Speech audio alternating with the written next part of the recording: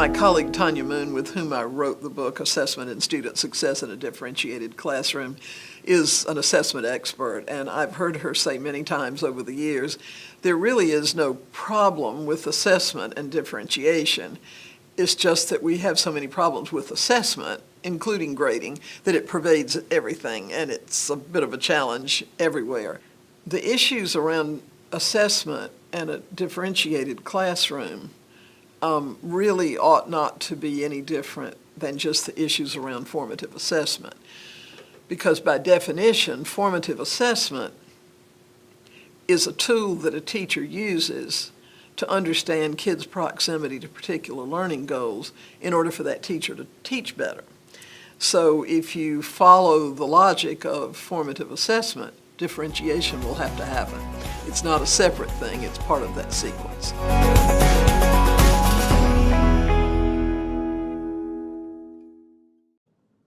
Hello everyone, this is Ray J. The book I read is Assessment and Student Success in a Differentiated Classroom by Carol Ann Tomlinson and Tonya R. Moon. Before I start talking about the book, let us think about several questions. Do you give your students lengthy pre-assessment? Do you grade your students' formative or ongoing assessment all the time? Do you differentiate the learning goals of your students in your class? There are so many myths existing in the assessment in a differentiated classroom, and this book is a helpful guide to lead you out of the myth. In general, this book is a concise and practical analysis of the role of assessment in differentiated classrooms.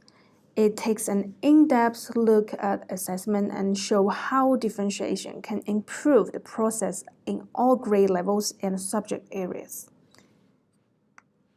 The whole book is composed of 3 parts. The first part discusses differentiation in general. After that, the authors focus on how differentiation applies to various forms of assessment, including pre-assessment, formative assessment, and summative assessment. And the last part talks about grading and report cards. In the first part, the book talks about the 5 classroom elements that are linked by robust teaching, which are learning environment, curriculum, assessment, instruction, and classroom leadership and management. And this figure provides a flowchart or concept map of the key elements of differentiation. In this part, the authors explain that the teacher's emotional connection with the students is a potent contributor to academic growth. It talks about the 3 fundamental attributes of curriculum. First, it should have clear goals for what students should know, understand, and be able to do as a result of any segment of learning. Second, it should result in students' understanding of important content. Third, it should engage students in the process of learning. Also, the authors point out that assessment is the compass for daily planning in a differentiated classroom. Teachers should differentiate instruction based on students' readiness, their interests, and their preferred approaches to learning. And this chart provides examples of differentiation for variations of readiness, interest, and learning profile, which I think is good for revisiting from time to time. The authors devote the remainder of the book to a detailed analysis of how-tos and whys of differentiated pre-assessment, formative ongoing assessment, and summative assessment. The authors explain the goal or purpose of each assessment, give out quality indicators for them, and list strategies for different assessment. For example, in Figure 3.7, it summarizes the elements and purposes of pre-assessment. It highlights the role of pre-assessment in determining students' readiness, interest, and learning profiles. And in figure 3.3, it gives some indirect or informal strategies for pre-assessment, including like hand signals, KWL charts or other organizers, response cards, and informal conversations and observations. And in figure 3.4, it listed some direct or formal strategies for pre-assessment, including Freire diagrams, systematic observations or interviews, journal entries, show and tell, students' self-rating, quizzes, or interest surveys. And in this chapter, the authors gives 5 quality indicators for pre-assessments as a guide. The first one is the pre-assessment targets the most important KUDs for students to develop and are aligned with current KUDs for beginning the planning of the instruction sequence. Here, KUD stands for what we want the students to know, understand, and be able to do. The second indicator is the pre-assessment uses a method that is appropriate for collecting the information the teacher is seeking to gather. And the third one is the pre-assessment recognizes time constraints. It's not necessary for pre-assessment to be lengthy in order to review what the teacher needs to know about students' current status with KUDs and prerequisite KUDs. Often 1 or 2 well-designed questions or prompts are adequate. Indicator 4 is pre-assessment items should be ordered or arranged in a way that requires a minimum amount of time for the teacher to make sense of exactly where students are relative to the KUDs being assessed. And the last one is the information gathered from the pre-assessment is used for the sole purpose of guiding instruction and is not used for grading or judging students. In the chapter of ongoing assessment, there is a part really interested me. It says, when grades are the primary motivator for learning, learning is diminished. As one educator noted, if the question is, do rewards motivate students? The answer is absolutely. They motivate students to get rewards. Routinely grading formative or ongoing assessments predictably impedes learning in at least 3 ways. First, it misrepresents the learning process to students, leading them to conclude that making errors is cause for punishment rather than an opportunity to improve. Second, it focuses students more on getting good grades than on learning.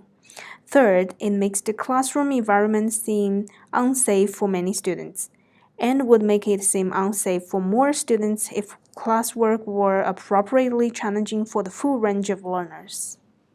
Rather than grading formative assessments, teachers need to provide focused, descriptive, and meaningful feedback on them. And the figure 4.6 summarizes the purpose of ongoing assessment, which is for the teachers to use their results to support instructional planning. And figure 4.2 provides a list for direct or formal strategies for ongoing assessment, including like graphic organizers, exit cards, 3-2-1 cards, entry cards, and other strategies like homework, quizzes, windshield checks. In the chapter of summative assessment, the authors also discuss 5 indicators of quality summative assessment. The first one is the assessment mirrors the learning goals. And the second one is the content of assessment reflects the relative importance of each learning goal. The third one is the format of the assessment is aligned with the cognitive level of the learning goals.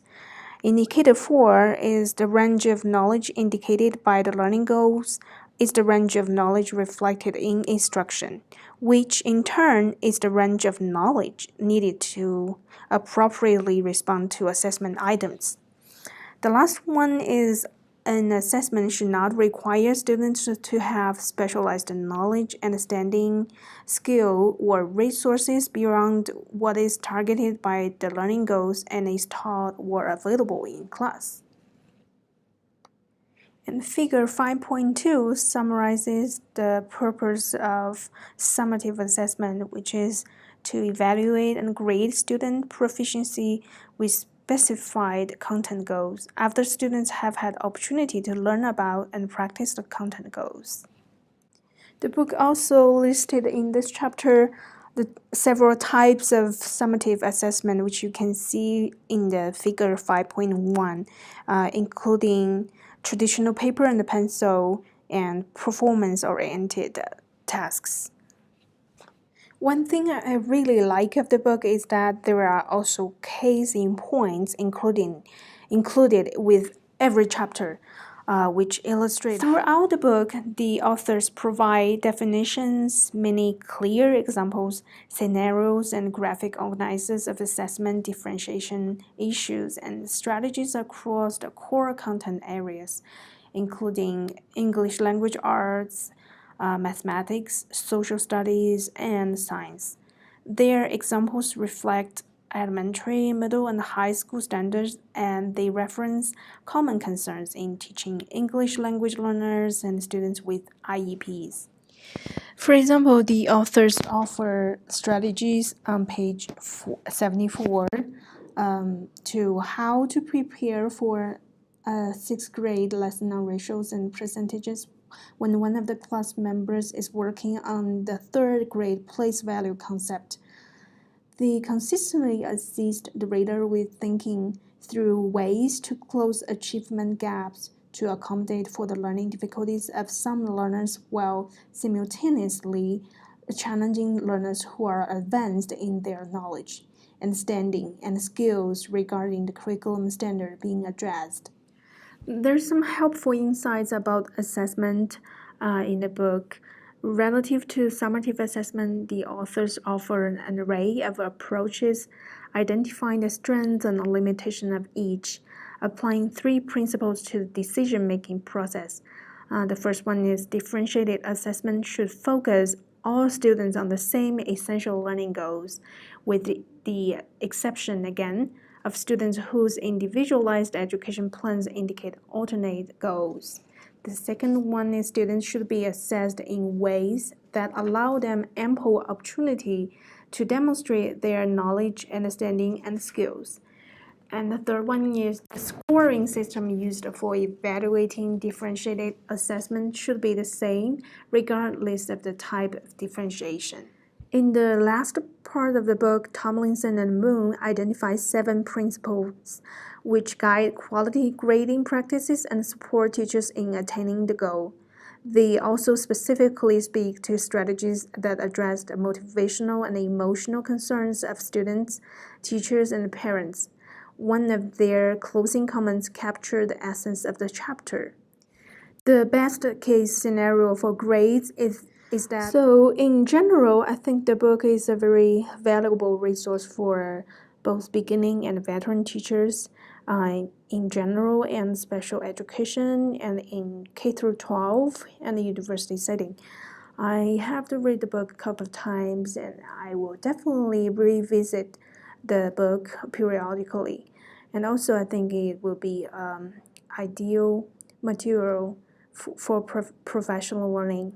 The book has a lot of pros, and the only cons, I think, is it spends most of the part focusing on explaining the whys and how. So it might be frustrating for educators who look for a quick and easy strategy or would like to have a toolbox that they can access easily.